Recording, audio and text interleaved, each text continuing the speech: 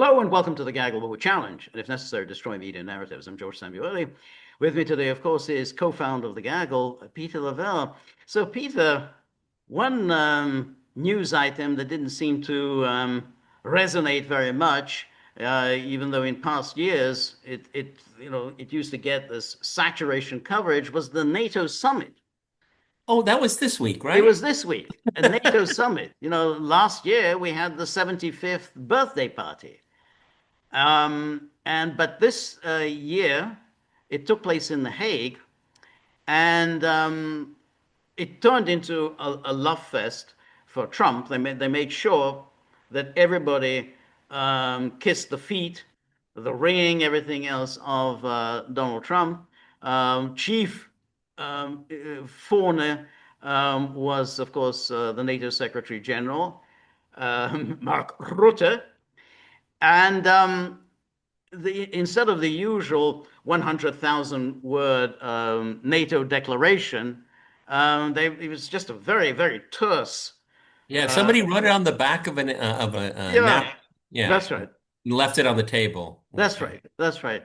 Um, Now, what was interesting though is that in the days leading up to the actual summit, Mark Rutte was doing the usual thing about Ukraine, Ukraine, Ukraine, and he held a news conference on Monday, so just before the start um, of the summit, and here was, he said about, the attacks on innocent civilians, on cities and communities in Ukraine without any military goal, I totally find abhorrent. We hold Russia fully responsible for this. It's against any rule, international rule. And anyway, the whole attack starting 2014 and a full-scale attack starting at the end of February 22 is unprovoked, totally by everybody in NATO seen as something we collectively have to fight back on, making sure that Ukraine has what it needs with our support to take that fight concretely from step to step and make sure that they can defend Ukrainian territory. Now, when you read that, you think, Is it really worth any commentary? Go ahead, George. well, I was just thinking, what happened to that? Aren't you supposed to be advocating for a ceasefire? Is that NATO's current position, the ceasefire, the peace talks, getting Putin to the negotiating table? There are these negotiations, and Russia is refusing to negotiate. Where is there here any talk about negotiations? Where's the ceasefire? I mean, Well, I make, have my theory. We'll keep going, but they're obviously one of their gears are stuck. So yeah. right, making sure Ukraine has what it needs with our support to take that fight concretely from step to step and make sure that they can defend Ukrainian territory. So what have you been doing the last almost 4 years? Right. This is the reason why I think also last year in Washington, NATO allies agreed that for Ukraine, there is an irreversible path of Ukraine to enter NATO. That's what they said in 2024. Well, they've been saying it before, but they did say this, committed themselves in 2024. And that is still true today. And it will be true, still be true on Thursday after the summit. So after the summit, Oh, so why are they having a summit? It's already everything has already been agreed. So why are they meeting? that's right. But it's very also it's true. He says the agreement, this was NATO, is agreed on this, and it's still true today and will be true on Thursday. But you think, but Trump has said no. He said that Ukraine will not be a member of NATO. And then Pete Hegseth had also said, no, Ukraine's not going to be a member of NATO. So how does I mean, well, of course, other members of states have also said, Hungary has said this, Slovakia said this. So it's strange. Mark Rutte says it's an irreversible path toward NATO. Um, So NATO has sovereignty, but not its members. no, not its members. And apparently, it can overrule the will of the United States, which was very strange given the entirety of this NATO summit was to tell Donald Trump, hey, we are coughing up money. We're going to be coughing up a lot of money towards NATO. You've been asking us all this time to cough up money, and we're going to cough up this money. And so Because daddy said so. because daddy said so. Daddy's home and the children have been misbehaving, and now daddy's going to restore order. So, in this final declaration, this very, very terse declaration, which, gone is the war and peace style declaration, it says allies agree that this 5% commitment will comprise two essential categories of defense investment. Allies will allocate 3.5% of GDP annually based on the agreed definition of NATO defense expenditure by 2035. Oh, 2035. Oh, okay. 2035. So you got some room to Yeah. Well, maneuver. and everyone that attended the NATO summit, which one or if any of them will be in power in 2035? 2035. That's None. right. So None. yeah, exactly. Um, to resource core defense requirements and to meet the NATO capability targets.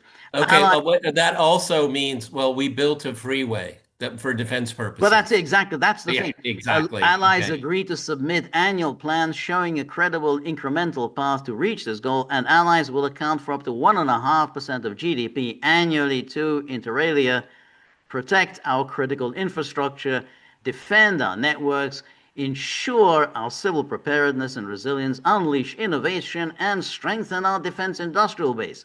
So that's just going to be a little bit of fictional accounting to get it up to this 5%. And then it goes on that allies reaffirm their enduring sovereign commitments to provide support to Ukraine, whose security contributes to ours, and to this end will include direct contribution towards Ukraine's defense and its defense industry when calculating allies' defense spending. So anything that you send to Ukraine is going to be taken out of your 5%, so that oh well, we send some sleeping bags. Okay, well we'll take That's out right. Right. take that out of your 5%.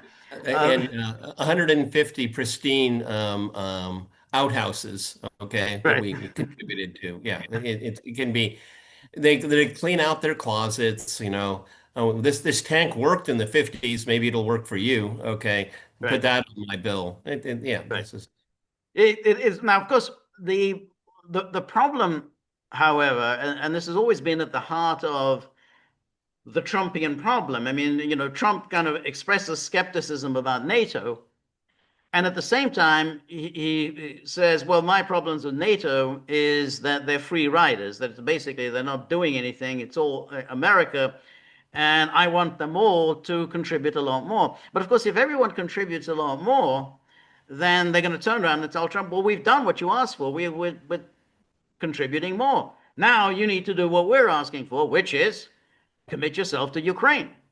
We've held up our part of the bargain. Now you hold up your part of the bargain, which is that you've got to, commit to Ukraine. I mean, they are all gung ho, as we saw from Rutte, to go on with this war in Ukraine, and now they want Trump to do it. I mean, Trump can't turn around and say, "Well, now you've coughed up this money." Well, but I'm still not really sold on the Ukraine idea, and that's why he even said, "Well, we're going to see if we can get some Patriot missile systems into Ukraine." But the problem is still, if you are going to spend more and you're going to have more NATO rather than less NATO, then ultimately you're just keeping the war going. I mean, there's just that well, I is not mean, a peace-like posture. okay, well, what the Europeans did was they embarrassed themselves. Okay. By 2035, right. Okay. Right. Okay. Checks in the mail. Right. No, don't worry about Right. it. George, it's very simple. There are two things. They want to keep this conflict going because they don't have any alternative to it, which shows their lack of imagination. Right. They create more insecurity and potential violence on the European continent by Right. pursuing this policy. And most importantly, it's a signal they're going to wait Trump out. Yep. That's what they're doing. They're waiting him out. Right. Okay. Right. So I don't know who's going to be inaugurated in January 2029, but it could be a J.D. Vance, it could be a Harris-like figure. they'll pivot back. Right. I don't see Trump will be the anomaly. He will always be the Right. anomaly. Right. Okay, so I didn't. We started out, being a bit facetious. I really don't care what NATO says anymore. I mean, it's ridiculous. I mean, this whole, Mark Rutte, do you realize that you will be forever remembered for one thing, calling Trump daddy? That is going to be your legacy Right. because you're a bland, uninteresting, non-intellectual product of an ideology and a political system that just promotes banality. Right. Okay, that's why you're going to be remembered for calling Trump daddy, Yep. because you're a nondescript, not the least memorable type of politician you can think of. He is that. Yeah. Yeah, no, that's right. So what they get is they have the meeting. They make their usual commitment to NATO, albeit at news conferences and when they're talking to politicians. But they know they have to keep Trump happy. Trump wants them to cough up more money, so they say we're going to cough up more money where, as you say, 2035, that's a long way down the road. But even if they start moving now, where's the money coming from? We talked about Chancellor Schmerz of Germany, and he said, "Oh well, we're just going to borrow this money." Okay, so it's going to be borrowed, so you're building up debt, undermining the basis of the German economy. That's the path they go down That's on. a winner. That's a That's a winner. that's a winner. But at the same time, they're not in any way capable or willing to rethink this policy. So they said we've got to think this policy, which is go on with Ukraine. And you're absolutely right.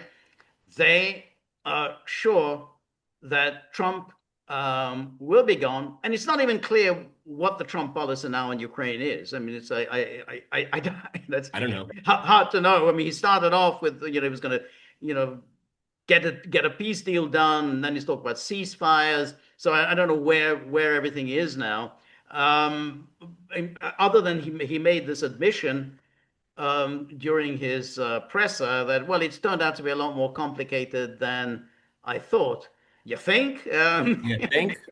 Well, and George, as we said previously, is that I think there's every reason to believe that he's going to be, because of this attack on Iran, unprovoked, illegal. His administration will become more and more absorbed. Right. Uh, I, you know, Zelensky, you can see he's a bit contrite. He wore a suit, Yes, he which was. he's, and he was sloppy seconds. Keep him as far away from Trump as Yes. possible. I mean, if we're at that level, Right. come on. Right. Okay. Yes. So he's just going to keep getting his paycheck as long as he can get it. He knows the Europeans are not going to do they have the money to do that? Oh, yeah. Okay. They'll take the interest off of Right. illegally Right. seized Russian assets. Europe is broke, everyone. It's broke. It's worse than broke. Right. Okay. Right. I mean, if Europe were an individual, you'd be filing for bankruptcy right now. Right. They Yeah. don't have the money. Yep. Okay. And they don't have the vision. Look, I'm trying to promote the name Dirty Fred. Now, I'm going to combat with George on Mertz here, but Germany is in no position. The entire, you remember Deutschmark nationalism? Remember those days? Right. Okay. Well, Germany's calling card since the Second World War said we're prosperous. Right. Well, that's not true anymore. Okay. Right. And so it's not going to work. It's not going to fly. And Right. they're going to fray their own political culture by going down this path. He doesn't seem to care. He doesn't, he's Yeah. unimaginative. That's right. However, it is difficult to see exactly how Trump distinguishes his policy towards Ukraine from the policy of all of the also rans, all of the European NATO states. Basically, while he was speaking, um, you know, he seems to have completely been sold on NATO. I said, well, yeah, this is really, this is this is great. And he said how what a great meeting he said that he had with Zelensky. Couldn't have been nicer. So at the moment, after the hopes that I think we had, or at least I had, in the early days of the administration, that he's at least going to separate himself Yeah. from the Europeans, and then he's going to, carry out his own unilateral foreign policy, and try to get some kind of a bilateral agreement with Russia. That seems to have gone. We didn't hear It any of seems to have that. gone. Yeah. You know, when I saw the family photo at the end, Yes. if I had had the skill, which I do not have, and I do not expect I ever will have, I would have taken that picture and then had a ghost of John McCain with his hand on Trump's shoulder. Good boy. Good boy. You're right, George. I mean, because he doesn't distinguish what the policy is, it's open to interpretation. But I think at this point, he's just like, he's not going to resist. They're not going to force him to do something he doesn't want, but he's not. If that's what you want to go, okay, fine, fine. He's not He, resistant. he, he wants the road of least resistance right Right, now. right. That's right. And that's why it's so bizarre, this oft repeated mantra that somehow, oh, Trump hates NATO, Trump wants to undermine Well, NATO. how has he done it? He hasn't undermined NATO. He's boasting, hey, I've got NATO to cough up a lot more money. Other presidents have tried to do it, which they have.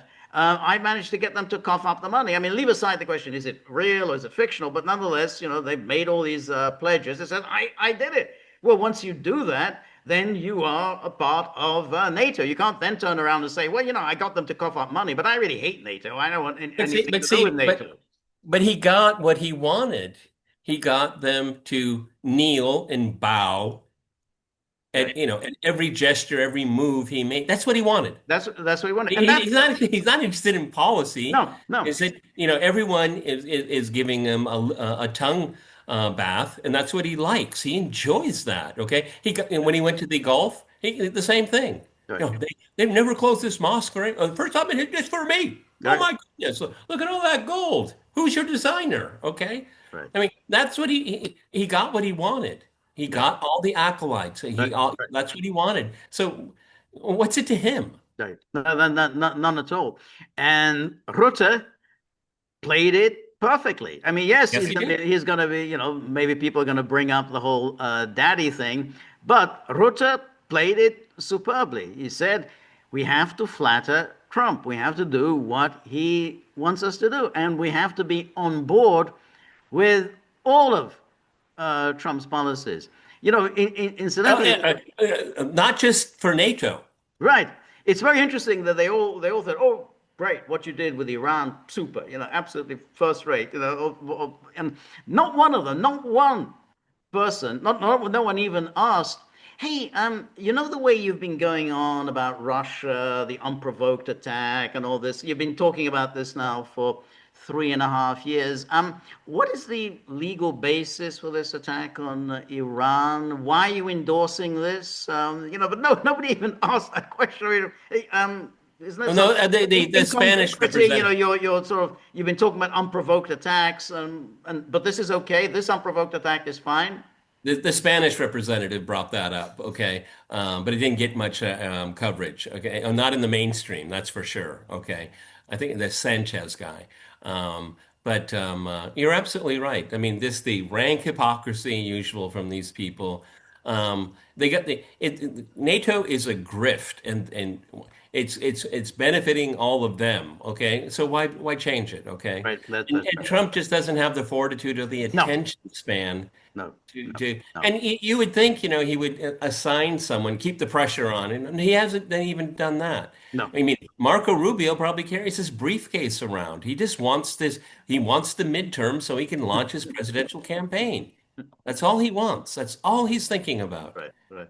And if Witkoff wants to get in his way, fine, fine. He can own it. You know why, everyone? Because Trump hasn't succeeded in anything in foreign policy at all. And there's no reason to believe he will. Yeah, And so is Steve.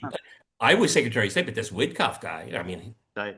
why Yeah. are you looking at me? Right, right. No, no, that's right. So because we have now these so far three foreign policy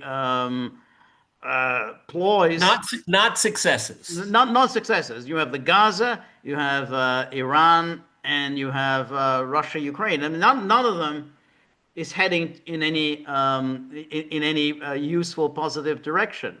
Now, Trump, as is his wont, I sings his own praises and tells the world that he's this great deal maker and how well everything is going, and we're on the brink of something or other. But the fact is, you look at it, and he's got 6 months in, and there's no prospect that any of these Well, no, he that you just got added. himself into, any of them is going to resolve itself. He's not resolving them. He's adding them. He's adding them. Exactly. Whatever happened to that North Korea? I mean, he hasn't added that to the itinerary. I mean, I think which is strange. he has. I think he said something about that. But he has, Well, I mean, what is? I don't know. he said. I mean, that was one of Just because he says it right, doesn't. exactly. But that was one of his primary foci of interest during his first term. He was very wedded to that. I mean, he met Kim Jong Un 3 times. That's quite a big thing to meet the leader of North Korea 3 times. So And you George and thought, I were hey, how all about bringing doing something about that? we were, and you and I were in a minority. We were all for it. Right. Yeah, All but where is it? You'd have thought he would somehow. Okay, well, how about building on that? Um, but you see, he just I'm sorry, George. I just he just likes being president. That's it. right. Yeah, Because it's the big beautiful bill. I think at this point in time, it's dead on arrival. He's not going to get anything done domestically as well, beyond executive orders. Okay, I just don't see it. I just don't see it. yeah, yeah. No, I think I mean it was always a tall order. The Ukraine war was always going to be a tall order for him because of NATO. I mean, as long as you have this dysfunctional partnership going, I mean, then essentially America just, unless you cut yourself off completely, you're just going to get sucked into Well, the process. you and I have been saying this for a long time, and I say it to anyone that is willing to listen. Call a pan-European security conference. That was the rabbit he could pull out of his hat. Right, But that would take Bismarck, right, Kissinger, and Metternich to pull that off. Okay. right. And he Yep, doesn't because he doesn't have any interest in it. He doesn't. He wants a win. right. Okay. What about peace and security? I mean, No, that's right. No, that's right. Yeah, no, I think that's right. But he's never had that, never had the imagination for that. He kind of talks vaguely about having a meeting with Putin, but that isn't going to happen. I mean, oh, but that just unless goes. you have a specific plan to discuss, a specific proposal, program, whatever. It's not going to happen. But the Russians aren't going to show up for a contentless, agendaless meeting. Yeah. Or does this Trump want to visit Moscow? He wants to see the inside of the Kremlin. That's what it sounds like. Right. No, I mean, but that's it. I mean, and that was the problem with the meetings with Kim Jong Un. I mean, they just never really went anywhere. So and the Russians aren't going to go down this path. Just having a meeting, worse than nothing. It'll be another Helsinki debacle. So Well, it's what not was it going to happen. when But Trump? Trump wants this because again, that puts him in the world stage. He's a world leader, but it's not going to Exactly. happen. Yeah. In what was when he met Kim Jong-un in Saigon, he showed him a PowerPoint Oh presentation. yeah, yeah, yeah. What is that? Trump's going to come to Moscow and give a PowerPoint presentation? Yeah, yeah, yeah. Yeah. Um, so yeah, no, I Well, think that's one of the things I'm going to be looking at is how MAGA is digesting Trump's new trajectory, because I don't he hasn't made a case. He hasn't made a case when it comes to Iran. he's Okay. made no case, and I think that's and there's going to be a problem now. They can, if he can say, "Hey, that's it," and no further, and we're done, and this is not going to happen again, then I think MAGA will say, okay, well, we did this and whatever. But if this is repeated, and if, within a few months, there'll be complaints from Israel, hey, Iran is restarting its nuclear program, then that's going to be a problem for him with Oh no, it's not if they are. Of course they are. Okay. And if as it's being reported by some people, if Mossad can make a case of and sway Donald Trump, what's to stop them from doing it again? yeah, Anyway, you've already stepped into the stream. right, You're already there. You've gone beyond, right, you know, threats. right. You've come through on them. Okay, so it's a whole new ball game, That's right. everyone. And I think it just in this case with the NATO is that after this summit, yeah, they went out of their way, Rutte and the rest, to say nothing in their final declaration that Trump might find objectionable. I mean, the whole Ukraine thing, even though he said it at the news conference, the irreversible path towards NATO, but it's still Trump is on board with NATO. There's no longer a distinctively Trumpian approach and a NATO approach. They're one and the same. Yeah, that was the whole purpose of this NATO hugfest. We came together. We're all on the same page. And what is that Well, same I don't. same page is we got to keep this war going. I would frame it this way: is that he's not against what we're doing.